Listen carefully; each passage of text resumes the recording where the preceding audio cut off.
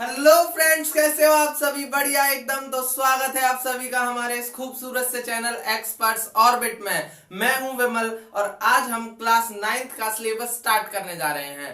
तो कोई दिक्कत नहीं लेना, एकदम मस्त मजे में चैप्टर को स्टार्ट करते हैं। तो चैप्टर को स्टार्ट करने से पहले मैं आप लोगों को बता दूं कि अगर मैं इस चैप्टर को एक वीडियो में बनाता तो इसमें टाइम लगता, तो इसलिए मैंने इसके शायद 2 या 3 पार्ट्स हो सकते हैं इसके, तो सबका लिंक आपको डिस्क्रिप्शन में मिल जाएगा। तो शुरू करते हैं बिना देरी किए। तो इसलिए मैं आपको एक चीज और भी बता दूं कि इसमें मैंने मतलब पहले से ही बोर्ड पर लिख के रखूंगा, क्योंकि अगर मैं आप लोगों के सामने रखूंगा तो उससे क्या होगा, थोड़ा टाइम लग सकता है, समझ रहे हो? तो उससे और लेंदी वीडियो होगा, तो उससे कोई लाभ नहीं है। तो उसका यूज मैं यहाँ पे तुम्हें समझाने में करूंगा, समझ रहे हो, उस टाइम का यूज। तो कोई दिक्कत नहीं है, एकदम मस्त मजे में स्टार्ट करते हैं। तो देखो भाई, हम एकदम बेसिक से चलते हुए चलते हैं। तो आप लोगों ने number system, sorry number system, मतलब नंबर सिस्टम की कैटेगरीज हैं ये सारी। कौन सी? Natural number, whole number, integer, समझ रहे हो? ये तीनों क्या है हमारी नंबर सिस्टम की क्या है, कैटेगरीज है। तो इन सबको भी मैं एक बार आपको बताता हुआ चलूंगा, दिक्कत मत लो। तो जो सबसे पहला हमारे कैटेगरी आते हैं वो आती है नेचुरल नंबर। तो नेचुरल नंबर में हमारे वो सारे नंबर आते हैं 4 1 से लेके इन्फिनिटी तक चलते हैं, जो समझ रहे हो। इन्फिनिटी मतलब क्या कि अनकाउंटेबल, समझ रहे हो? इन्फिनिटी मतलब क्या? अनकाउंटेबल, जिसमें तुम काउंट नहीं कर सकते, मतलब ये बढ़ती चली जाएंगी। तो 1 से लेके ये आगे तक बढ़ती चली जाएंगी। तो ये कौन से होते हैं हमारे नेचुरल नंबर्स। उसके बाद हमारे आते हैं होल नंबर। नेचुरल नंबर में हमने बस जीरो को और ऐड कर दिया, तो वो क्या बन गए? सबके सब क्या बन गए? होल नंबर बन गए। समझ गए? इतना समझ में आया कि होल नंबर क्या हुआ कि हमने सिर्फ नेचुरल नंबर में क्या किया, जीरो को और ऐड कर दिया। उसके बाद हमारा नेक्स्ट जो आता है वो आता है इंटीजर। इंटीजर फॉर एग्जांपल, आप लोगों ने ठंड के बारे में सुना होगा कि यहाँ ठंड ज्यादा है तो यहाँ पे टेम्परेचर क्या चला गया, -10 डिग्री चला गया, -8 डिग्री चला गया। तो ये जो माइनस में टेम्परेचर आ रहा है, तो ये सारे नंबर्स, नेगेटिव वाले नंबर्स भी, सारे पॉजिटिव वाले नंबर्स भी, इंक्लूडिंग जीरो, ये सारे कहा गए हमारे इंटीजर्स में। ये सारे की इन सारे नंबर्स को हमने क्या, कौन सी कैटेगरी का नाम दे दिया? इंटीजर्स का। समझ गए? इसके बाद हमारा जो आता है वो आता है रैशनल नंबर्स। समझ रहे हो? Rational numbers. तो रैशनल नंबर्स वो होते हैं, फॉर एग्जांपल आप लोगों ने एक पिज्जा लिया, ठीक है, उस पिज्जा के 6 पार्ट करे, 6 पार्ट में कटिंग आई और आपने 2 पार्ट्स खा लिए, ठीक है, 2 पार्ट्स खा लिए। तो अब आपने कितना पिज्जा खाया? 2 नहीं, 2 पिज्जा कहाँ खाए आपने? तो सिर्फ 2 स्लाइसेस खाई है ना उसकी, तो आपने 2 नहीं खाए। तो इसको हम कैसे लिखेंगे? जितने टोटल स्लाइसेस हैं, कितनी स्लाइसेस हैं? 6, और आपने कितनी खाई? 2। तो 2/6 पिज्जा आपने खाया। समझ रहे हो? कितना पिज्जा खाया आपने? 2/6 पिज्जा खाया। तो इस टाइप के नंबर, तो ये ना तो नेचुरल है, ना ये होल है, और ना ये इंटीजर है। तो इस टाइप का नंबर क्या कहलाता है? हमारा रैशनल नंबर, जो क्या हो, फ्रैक्शन की फॉर्म में, यानी p अपॉन q की फॉर्म में हो, जहां पे p और q क्या होंगे? इंटीजर्स होंगे। जहां पे p और q क्या होंगे? इंटीजर्स होंगे। और q जो है वो जीरो के बराबर नहीं हो सकता। क्यों नहीं हो सकता? क्योंकि something upon zero gives infinity, यानी कि किसी के नीचे अगर जीरो आता है डिवाइड में, तो वो इनफाइनाइट आंसर देगा। समझ रहे हो? तो वो क्या देगा? इंफिनिटी का आंसर देगा। समझ गए? समझ गए? समझ गए ना? अरे बोल दे रे बाबा, इतना भी क्या सुस्त रहने का रे। इसके बाद अब हमें ये बड़ा ही कॉमन सा क्वेश्चन है कि find rational number between 4 and 5। तो देखो कैसे कर रहा है ये, मतलब 4 के नीचे कुछ नहीं है, मतलब 1 है, और 5 के नीचे भी कुछ नहीं है, तो क्या है? क्या है बोलना है? अरे बोल, तेरे से ही पूछ रहा हूँ। तो 5 के नीचे भी कुछ नहीं है, तो क्या है? 1 है। अब हमने क्या किया, अब हमसे पूछ लो, मान ले 10 रैशनल नंबर्स पूछ ले, तो हम क्या करेंगे? 10 से मल्टीप्लाई कर देंगे न्यूमरेटर में भी और डिनोमिनेटर में भी। समझ रहे हो?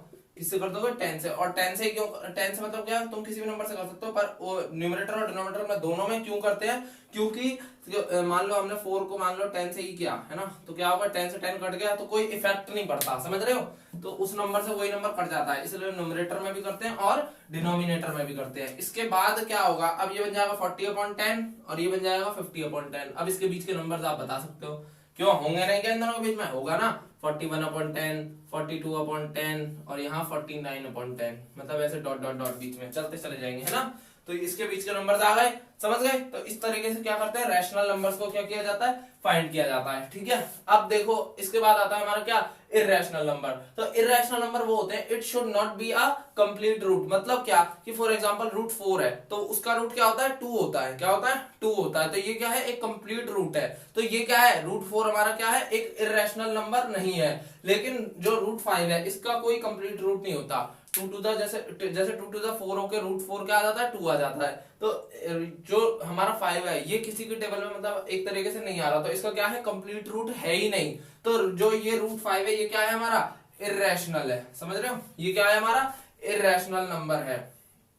आगे बढ़ने से पहले ये जो पैटर्न दे रहा है इसे याद रखो। इसमें क्या हो रहा है, 1 0 फिर 1, फिर 2 0 फिर 1, फिर 3 0 फिर 1, फिर 4 0 फिर 1 और सो ऑन, यानी कि ये आगे और आता जाएगा। समझ रहे हो, तो ये पैटर्न जो होता है ये इस टाइप का पैटर्न तुम्हें 1 की जगह पे मान लो 3 दिखे, 4 दिखे, 5 दिखे, 7 दिखे, कोई भी नंबर दिखे तो वो भी क्या होगा, इर्रेशनल ही होगा। इस टाइप का नंबर ध्यान में बैठा लो, जैसे ही तुम्हें इस टाइप का नंबर दिखे तुरंत तुमसे पूछा जाए कि इर्रेशनल है या रैशनल है, आंख बंद करके डायरेक्ट इर्रेशनल है, इर्रेशनल है, अरे पता है मेरे को, पढ़ा लिखा हूं मैं, भैया से पढ़ता रहता हूं मैं, है ना। ठीक है, तो ये चीज समझ में आई।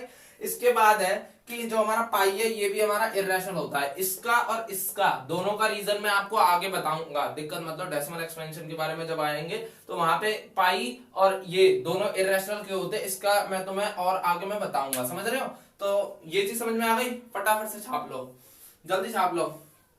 छाप लिया है ना।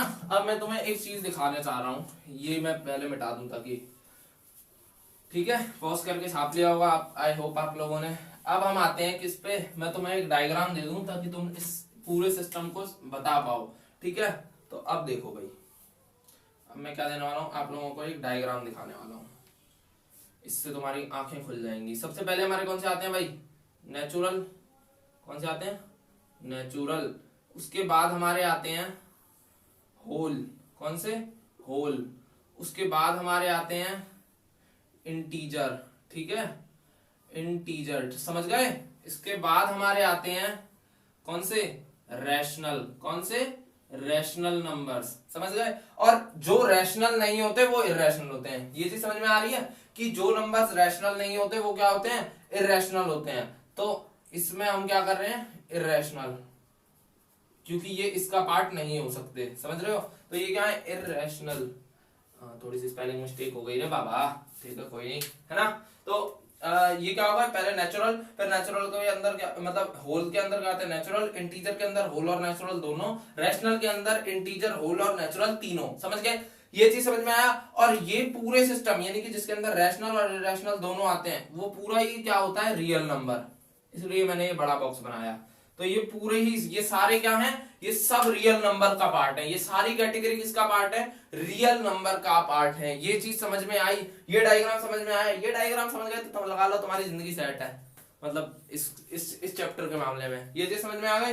तो ये पूरा सिस्टम समझ में आ गया, ये याद रखना, बस जल्दी से नोट कर लो, फटाफट नोट कर लो।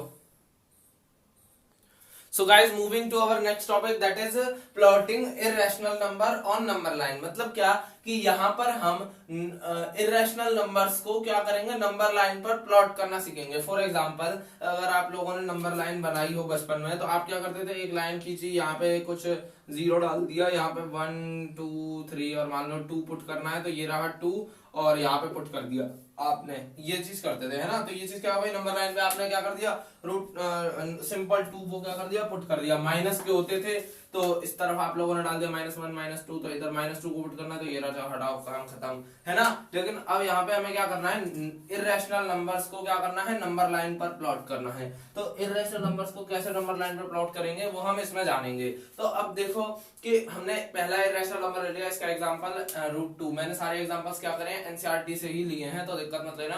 तो यहाँ क्या हुआ, मैंने √2 का एग्जांपल ले लिया, है ना। थोड़ी सी लाइन टेढ़ी हो गई, कोई दिक्कत नहीं है ना। तो √2 को मैंने क्या ले लिया, बुक में से निकाल ली के इधर डाल दिया। अब देखो हम कैसे पुट करने वाले हैं। तो अब हमने क्या किया, इसमें पाइथागोरस थ्योरम का यूज किया। तो पाइथागोरस थ्योरम हमारी क्या होती है, इस चीज को थोड़ा सा यहाँ पे डिस्टिंग्विश कर लो। तो जो हमारी पाइथागोरस थ्योरम होती है वो होती है h² = p² + b²। इसका मतलब क्या होता है कि आपने 90 डिग्री के ट्रायंगल्स बनाए हैं ना बचपन में, तो 90 डिग्री का ट्रायंगल कुछ इस टाइप का दिखता था। तो ये क्या होती है, ये जो 90 डिग्री के अपोजिट साइड होती है ये होती है हाइपोटेनियस, जिसपे ये 90 डिग्री की खड़ी साइड होती है वो होता है हमारा बेस, और ये जो खड़ी साइड होती है एकदम स्ट्रेट ये होती है हमारे क्या, परपेंडिकुलर। समझ गए? तो इस चीज में क्या लगती है हमारी, पाइथागोरस थ्योरम लगती है, जो क्या कहती है कि हाइपोटेनियस का स्क्वायर बराबर होता है परपेंडिकुलर के स्क्वायर प्लस बेस के स्क्वायर के। ठीक है, अब हम क्या कर रहे हैं, यहाँ से स्क्वायर हटाते, यहाँ पे रूट चढ़ जाता है, यहाँ पे क्या चढ़ गया, रूट चढ़ गया, तो रूट किसके तो h किसके बराबर हुआ, अंडर रूट का p square plus b square. इतना समझ में आया? इतना तो समझ में आ ही गया होगा, है ना, कोई ज्यादा बड़ी बात नहीं है, ये तो पढ़ ही चुके हो। तो अब देखो, अब क्या हुआ, हमने रूट टू को क्या ले लिया, हाइपोटेनियस ले लिया, है ना, रूट टू को क्या ले लिया हमने, हाइपोटेनियस मान लिया। और अब देखो हम रूट टू को कैसे लिख सकते हैं, हम रूट टू को अंडर रूट 1+1 लिख सकते हैं। मान लो कि ये रूट टू है, इसको क्या मैं 1+1 लिख सकता हूँ अंडर रूट का। भाई रूट में 1+1 क्या होता है, 2 ही तो होगा, तो वही चीज मैंने इधर लिखी है ना। तो इसके बाद देखो कि क्या हुआ कि अब एक देखो h बराबर क्या आ गया, अंडर रूट का 1 स्क्वायर प्लस 1 स्क्वायर। मतलब क्या कि देखो यहाँ पे क्या है, देखो बेसिकली मैं तुम्हें क्या बताऊं, देखो 1 का स्क्वायर किसके बराबर होता है, 1 के बराबर होता है। तो क्या मैं जो हमने इसके अंदर लिखा है इसके ऊपर अगर मैं स्क्वायर चढ़ा दूंगा तो क्या कोई फर्क पड़ेगा, तुम बताओ, हैं तुम बताओ। मान लो कि 1, देखो मान लो क्या 1 का स्क्वायर 1 ही आता है ना, ये चीज हमें पता है कि 1 का स्क्वायर क्या होता है, 1 ही होता है। लेकिन अंडर रूट में अगर हम उस 1 पे अगर स्क्वायर चढ़ा देंगे तो कोई दिक्कत पड़ेगी, नहीं पड़ेगी। तो वही चीज हमने यहाँ करी है, हमने क्या किया, दोनों 1 पे क्या चढ़ा दिया, स्क्वायर चढ़ा दिया, दोनों के 1 पे क्या चढ़ा दिया हमने, स्क्वायर चढ़ा दिया। तो इसके बाद अब हमारा क्या हो गया, अब हमें पता चल गया इस चीज से। अब यहाँ पे देख लो, तो यहाँ पे रूट 2 लिख दो, है ना, यहाँ रूट 2 लिख दो। तो अब देखो रूट 2 1 का स्क्वायर प्लस 1 का स्क्वायर, तो ये हमें पाइथागोरस दिख रही है भाई, ये सेम स्टेप इसके बराबर दिख रहा है, ये स्टेप इसके बराबर दिख रहा है, दिख रहा है, ये दोनों स्टेप सेम सेम से है ना।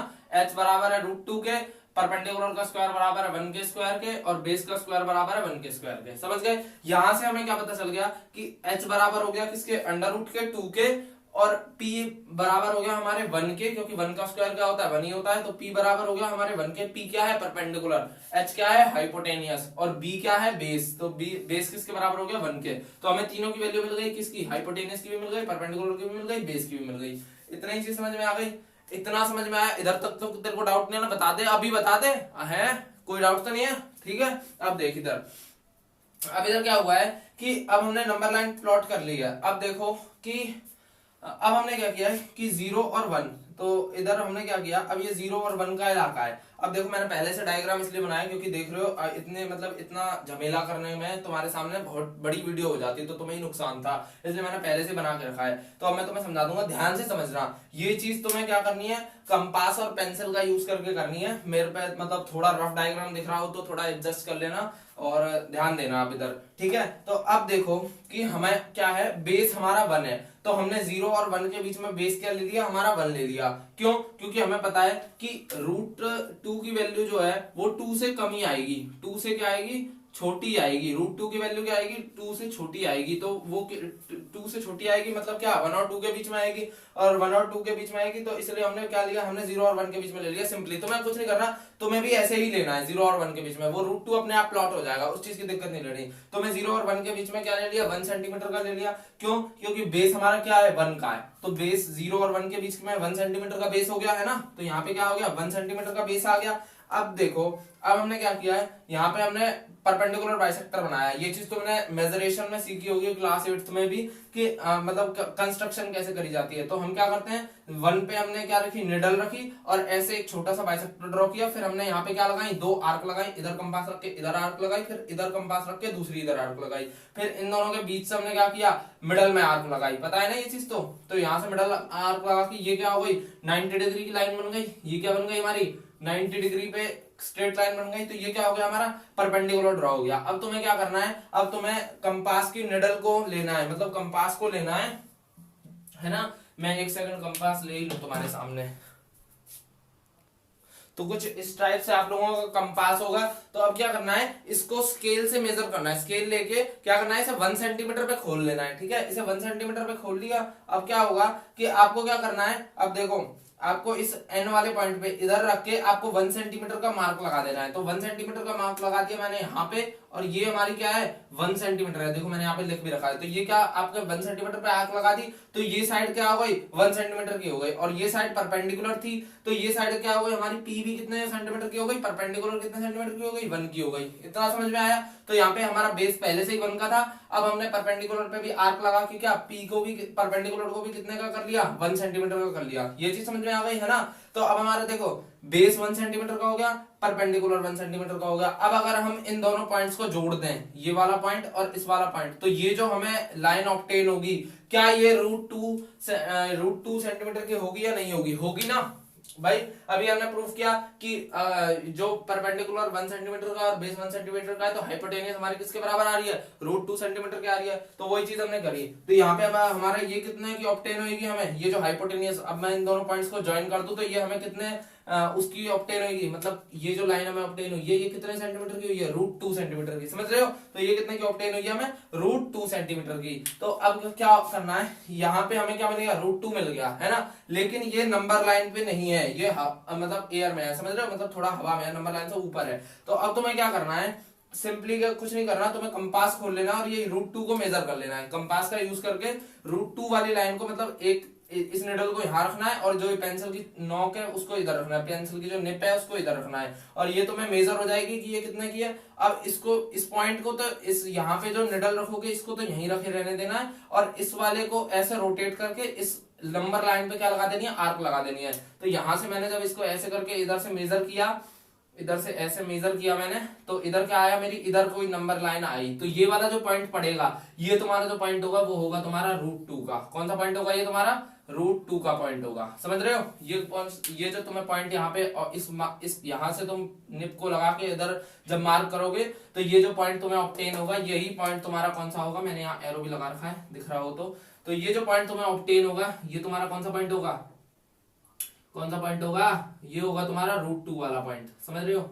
ये पॉइंट जो तुम्हें ऑब्टेन हुआ, ये कहाँ ऑब्टेन हुआ, ये तुम्हें पॉइंट ऑब्टेन हुआ, तो ये पूरी जो ये तुमने क्या कर दिया √2 को नंबर लाइन पे क्या कर दिया पुट कर दिया। ये चीज समझ में आ गई, √2 को क्या कर दिया तुमने यहाँ पे नंबर लाइन पे पुट कर दिया। इतना समझ में आ गया। ये बता मुझे √2 वाला तुम्हें एग्जांपल समझ में आ गया ना, आ गया होगा आई होप आप लोगों को। अब देखो, अब मैं तुम्हें √3 वाला भी एग्जांपल बता देता हूँ। पहले √2 वाला अच्छे से एक बार देख लो, कोई डाउट हो तो अभी देख लो, पहले एक बार रिवाइंड करके वीडियो को, ठीक है। तो अब मूव करते हैं √3 की तरफ। तो देखो इतनी चीज तुम्हें समझो, तुम सब लोगों को समझ में आ गया होगा √2 वाला, ठीक है। अब देखो तुम्हें √3 वाले को कैसे पुट करना है। तो √3 वाले को भी तुम्हें क्या करना है, पहले तो इधर देखो, यहाँ h² बराबर है p² + b² के, यहाँ से हमने सेम चीज करी, लेकिन यहाँ पे एक दिक्कत आई। यहाँ पे तो हमने 1 का स्क्वायर कर दिया, लेकिन यहाँ पे हमने √2 का स्क्वायर किया। क्यों किया, क्योंकि √2 × √2 बराबर होता है सिंपल 2 के। ये चीज ध्यान रखना, √2 × √2 बराबर होता है सिर्फ 2 के, समझ रहे हो। √2 का 2 × में √2 का 2, यानी दोनों जब रूट के अंडर 2 मल्टीप्लाई करोगे तो वो क्या देते हैं 2 देते हैं, समझ रहे हो। तो इसलिए हमने यहाँ पे क्या किया, √2 का स्क्वायर, मतलब √2 का स्क्वायर का मतलब क्या होता है √2 × √2, तो वही चीज हमने यहाँ पे लिखी है। तो यहाँ पे क्या आ गया, अब हमारा h की वैल्यू हमें क्या मिली √3, परपेंडिकुलर की वैल्यू मिली हमें 1 और बेस की वैल्यू हमें मिली क्या √2, समझ में, ये चीज समझ में आई। अब हमने क्या किया, देखो भाई, अब हमने सिंपली पहले √2 को पुट किया। तो √2 को कैसे पुट किया, यहाँ पे 1 का बेस, यहाँ पे 1 का परपेंडिकुलर, सेम चीज, मतलब इतना डायग्राम तो यहाँ तक का सेम है, समझ रहे हो। इस चीज को 2 मिनट के लिए भूल जाओ, इतना डायग्राम तो तुम्हारा नॉर्मली सेम है, सेम चीज यहाँ से यहाँ छाप दी गई है, ठीक है। अब देखो √3 का क्या करना है, जब तुम √2 को पुट कर लोगे, इतना पुट कर लोगे, तो अब हमने क्या किया है, यहाँ पे हमने एक छोटा सा बाइसेक्टर बनाया जैसे यहाँ पे बनाया था, और यहाँ पे हमने एक स्ट्रेट लाइन ड्रॉ करी। तो यहाँ ये हमारी एक इमेजिनरी लाइन, मैं इस लाइन को एकदम स्ट्रेट ले गया, ठीक है। और यहाँ पे मैंने क्या किया, इस पॉइंट पे कंपास की निप रख के यहाँ पे मैंने एक ऐसे परपेंडिकुलर बाइसेक्टर बनाया और इसको कहाँ किया, 2 पार्ट्स में डिवाइड किया और फिर एक सीधी लाइन बना दी, ठीक है। ये तुम्हारी क्या गई, एक और परपेंडिकुलर बाइसेक्टर गई इस पॉइंट से तुम्हें क्या किया, एक और परपेंडिकुलर बाइसेक्टर ड्रॉ किया, ठीक है। और फिर उस पे 1 सेंटीमीटर से कंपास को लिया, ये कंपास लिया, इस पे 1 सेंटीमीटर का मार्क लगाया और फिर मैंने इस पॉइंट पे रख के क्या किया, उस पे मार्क कर दिया, इस लाइन पे, इस वाले परपेंडिकुलर पे। तो मार्क किया तो ये वो 1 सेंटीमीटर आया, तो तो ये लाइन हमारी किसकी है, 1 सेंटीमीटर की है, ठीक है। इसके बाद देखो अब हमें परपेंडिकुलर 1 सेंटीमीटर का मिल गया, बेस हमें √2 का मिल गया। अब ये बेस बन गया है, अब तुम इस वाले ट्रायंगल को भूल जाओ, अब इस ट्रायंगल को देखो। अब इधर क्या हुआ, ये हमें √2 का बेस बन गया, तो हमने √2 का बेस बना दिया। हमें क्या करना था, √2 का बेस बनाना था, तो हमने √2 का बेस बना दिया। परपेंडिकुलर हमें 1 का बनाना था, तो हमने 1 का परपेंडिकुलर बना दिया, और हमें √3 चाहिए था। अब देखो हमने यहाँ पे प्रूफ किया है कि √3 बराबर है 1 के स्क्वायर और √2 के स्क्वायर के, तो √2 बराबर होगा, हमने वही चीज किया, तो √2 का बेस बना दिया और 1 का परपेंडिकुलर बना दिया। अब जब हम इन दोनों पॉइंट्स को मिलाएंगे तो क्या होगा, √3 का हाइपोटेनियस मिलेगा, हमें √3 का हाइपोटेनियस मिलेगा ना। जब हमने इन दोनों पॉइंट्स को मिला देंगे तो √3 का हाइपोटेनियस मिला। अब हमने क्या किया, अब हमने सेम वही चीज करी कि इस वाले यहाँ पे कंपास की निप रखी और यहाँ पे हमने वो किया, और यहाँ से हमने क्या किया, मेजर कर लिया। और अब इस चीज को हमने क्या किया, नंबर लाइन पे आर्क लगा दी, यहाँ पे हमारी आर्क आई, और यही जो पॉइंट है, ये हमारा पॉइंट कौन सा है, हमारा यही हमारा जो पॉइंट है वो है हमारा किसका, √3 का। यही हमारा पॉइंट है √3 का, समझ गए। आई होप आप लोगों को इर्रेशनल नंबर्स नंबर लाइन पर प्लॉट करने आ गए होंगे। आ गए ना, कोई डाउट तो नहीं है, बता दे अभी बता दे, और कोई डाउट रह जाए तो कमेंट में टाइप करना। किसमें टाइप करना, कमेंट में। So guys moving to our next topic that is decimal expansion. तो डेसिमल एक्सपेंशन के देखो, पहले डेसिमल एक्सपेंशन होता क्या है। तो बेसिकली नॉर्मली तुम्हें ये कुछ इरेशनल नंबर्स दे रखे हैं जो कि है 10/3, 7/8, 1/7। तो अब देखो कि इनका डेसिमल एक्सपेंशन कैसे करते हैं। तो बेसिकली तुम्हें कुछ नहीं करना, सिंपली डिवाइड कर दिया यहाँ पे। तो ये हमने यहाँ पे क्या किया, सिंपल डिवाइड कर दिया है। तो इसका लास्ट में जो आंसर आ रहा है वो क्या हो रहा है, आगे बढ़ता चला जा रहा है, यानी 3.333, मतलब ऐसे आगे बढ़ता चला जा रहा है। तो यहाँ पे हमने इस चीज को कैसे लिखा है, 3.333, ये आगे बढ़ता चला जा रहा है, मतलब ये क्या है, आगे बढ़ता जाएगा, ये और आते जाएंगे। यहाँ देखो ये 1 बार बार रिअकर होता रहेगा, तो ये क्या है, रिपीट होता जाएगा। तो इसका जो डेसिमल एक्सपेंशन है वो क्या है, 3.33333, यानी कि सो ऑन, मतलब ऐसे आगे और आते जाएंगे। यहाँ डॉट डॉट डॉट लगा देनी चाहिए। तो ये 3 पे बार यही शो कर रहा है कि 3 जो है वो बार बार रिपीट हो रहा है, यानी कि पॉइंट के बाद अगर किसी नंबर पे बार आ रहा है उसका मतलब ये है कि ये जो नंबर है ये बार बार क्या होता जा रहा है, रिपीट होता जा रहा है। तो इतना चीज समझ में आया कि 10/3 का डेसिमल एक्सपेंशन क्या होगा कि 3.333, ये क्या आगे बढ़ता चला जाएगा। तो 10/3 का जो डेसिमल एक्सपेंशन है वो क्या है, 3.3 पे बार। ये चीज समझ में आ गई। 10/3 का डेसिमल एक्सपेंशन समझ में आ गया ना। अब देख इसके बाद सेकंड जो है वो है 7/8, इसका डेसिमल एक्सपेंशन देखो। तो इसका डेसिमल एक्सपेंशन क्या है, लिमिटेड है। यहाँ पे क्या आ गया, लास्ट में क्या आ गया, 0 आ गया। यहाँ पे हमें क्या अटेन हो गया, 0 अटेन हो गया। तो इसका जो डेसिमल एक्सपेंशन का जो आंसर आया वो क्या है, 0.875। तो सिंपली डेसिमल एक्सपेंशन में कुछ नहीं करना होता, क्या होता है, सिर्फ डिवाइड कर दो और जो उसका पॉइंट में आंसर आता है वही उसका डेसिमल एक्सपेंशन होता है, ठीक है। इसका एक और एग्जांपल है ये वाला। तो ये वाला एग्जांपल क्या है, 10 को 7 से डिवाइड किया, तो 10 को 7 से डिवाइड किया। अब देखो लास्ट में हमारा क्या आ गया, 1 आ गया।